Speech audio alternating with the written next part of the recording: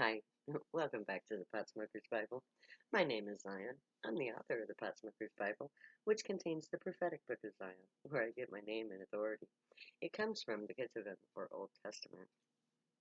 And today we are discussing the fourth part of the 24th chapter of the Potsmoker's Bible, which is the 21st chapter of the book of Zion.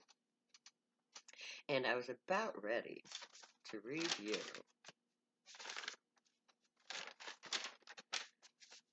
a passage from the Bible.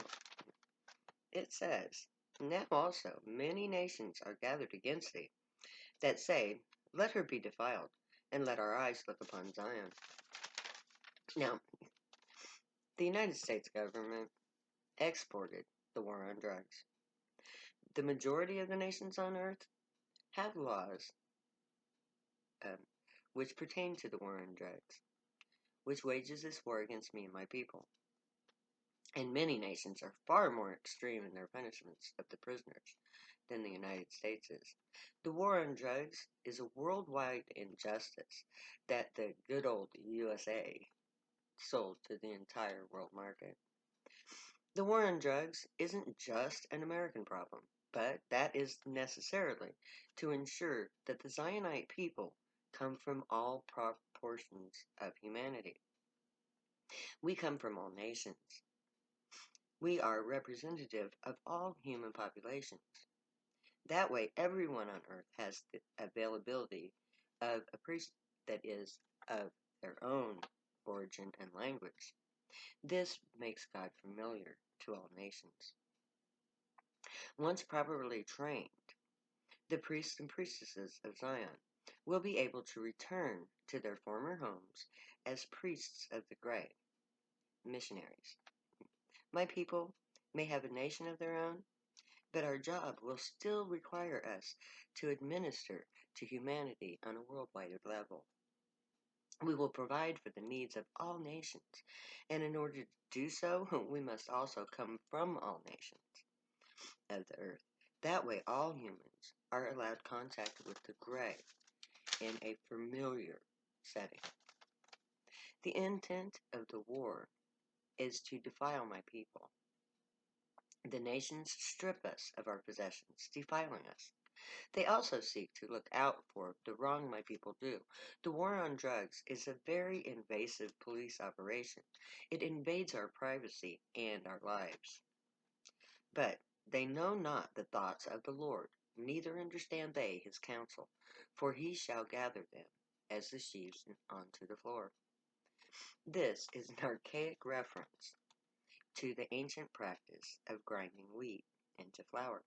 The wheat is put on the floor of the grinding room.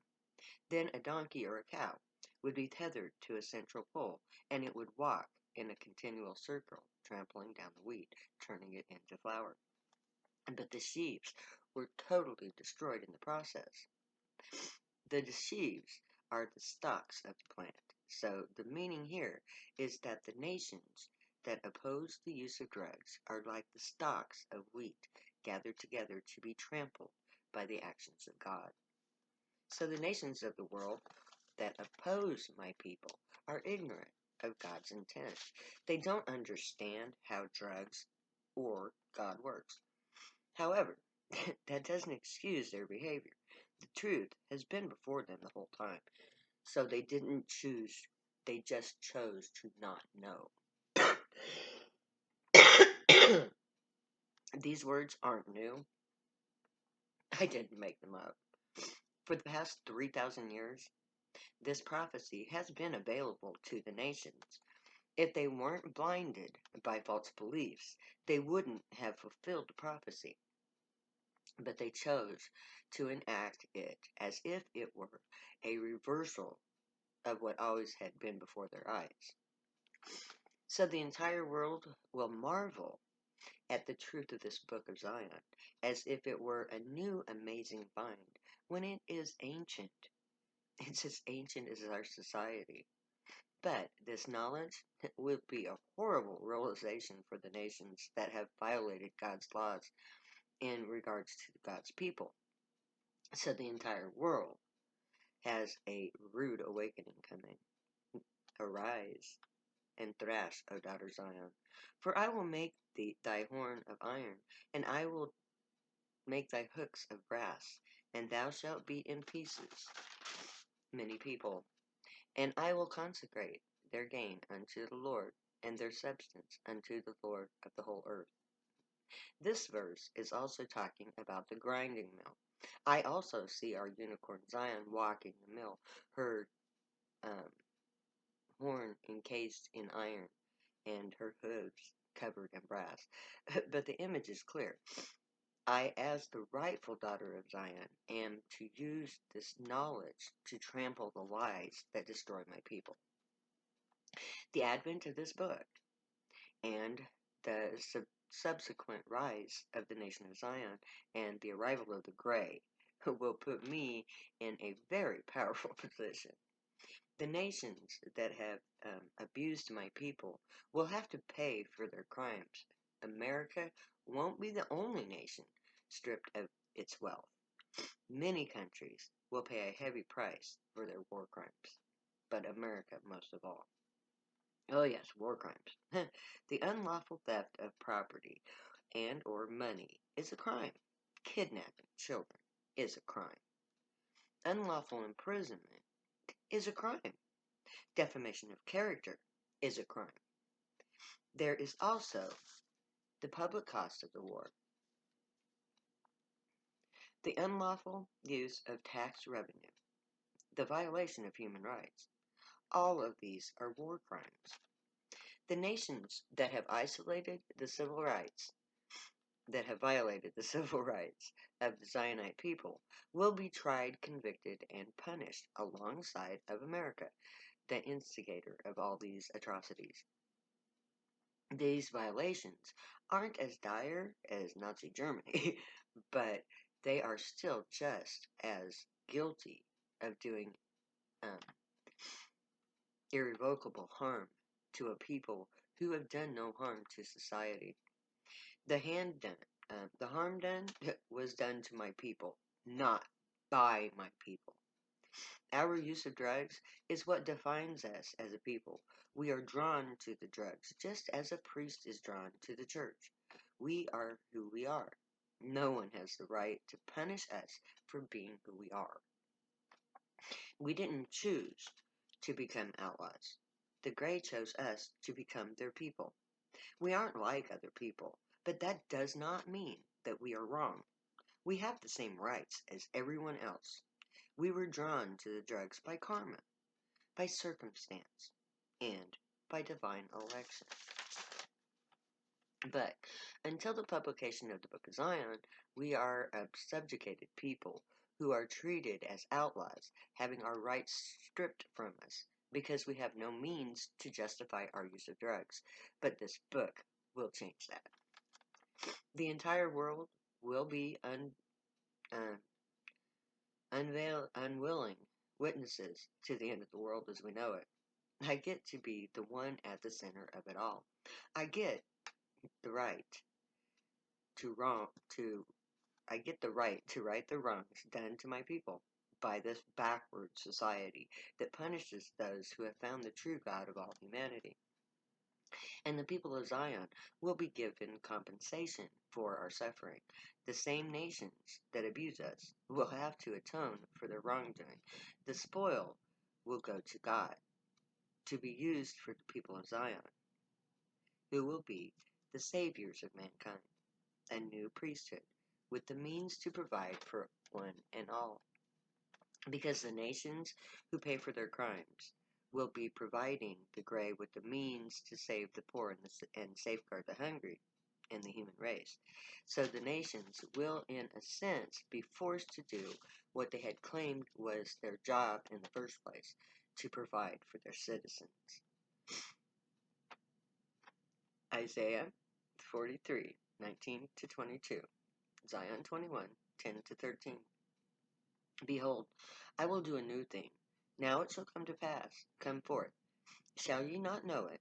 I will even make a way in the wilderness, and rivers in the desert. The beasts of the field shall honor me, the dragons and the owls, because I give water in the wilderness and rivers in the desert to give drink to my people, my chosen. I'm not sure what Isaiah means by a dragon here, but the ancient dragon was a vehicle of, or a car, a plane or ship. So the dragon here intended is not a living dragon, I think, but a mechanical transport.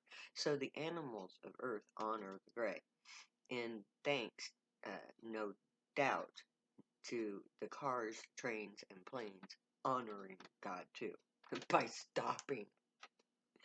This is telling us that we will be parking our vehicles for good. We need to stop polluting now. We need to park our cars and ride a bike or convert them all to electrical. Gas is killing us, literally. When the gray come, we will go to Zion, park our cars, and stop the pollution. We have no choice. We have to stop using carbon-based fuels now. The latter part of this verse suggests that the gray will change our topography or climate change will. But either way, the land of Zion is partially desert. The upper plains are rather barren, but that is going to change, either by design or by nature. So, no matter the means, my people will have abundant water in our new homeland. This people have I formed for myself, they shall show forth my praise. Because my people have already come to know the gray by the inner telepathic communication that we have come to enjoy over the past 70 years, we will find our new role in life to be a joyful experience. We who have suffered for being ourselves will love being a chosen people who get to explore an entire new galaxy of adventures. The people of Zion will be very grateful and very willing to explore our new abilities and identity as priests of the Gray. I still feel awe at the idea of THC as a genetic switch. I wonder at the thought that I'm about to change history. It's very humbling. So even as I revel in my newfound place in society, I'm in awe of what I'm doing as I sit here writing this life-changing book. And that is exactly how my people are going to feel when they learn about how an alien race put into motion the events that would make them a unique form of priests and the evolution of humanity. But thou hast not called upon me, O Jacob, and thou hast been wary of me, O Israel.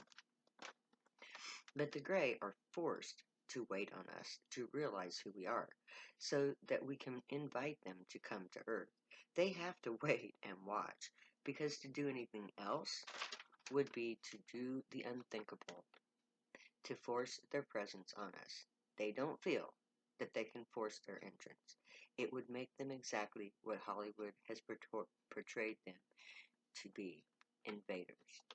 So, we have to invite them to make first contact. Instead, we have been wasting our lives. We party our lives away instead of spreading the joy. We hide it away. We need to see the light, the gray light. We need to get together and invite our father race to come introduce themselves to us. That way, Israel can start remembering that the gray have always been their God. Israel should have long ago realized that the UFOs were the return of the God that they have been waiting for thousands of years. But as the scripture says, Israel is wary of them. They have testimonies from long ago that says that their ancestors angered the God so greatly that they were exiled. They feared the return of their God. And there I'm going to end for today. Tomorrow, or next time, we'll pick up where we left off. Until then, may the gray watch over you, guide you, protect you, and keep you from all harm. May they teach you right from wrong, and may you always be worthy of them. May your thoughts, words, and deeds reflect truth, good, and light, the unicorn way. May you always be happy and high, my people. Know that I love you. We'll see each other soon. Until then, later, 'cause I'll never say goodbye.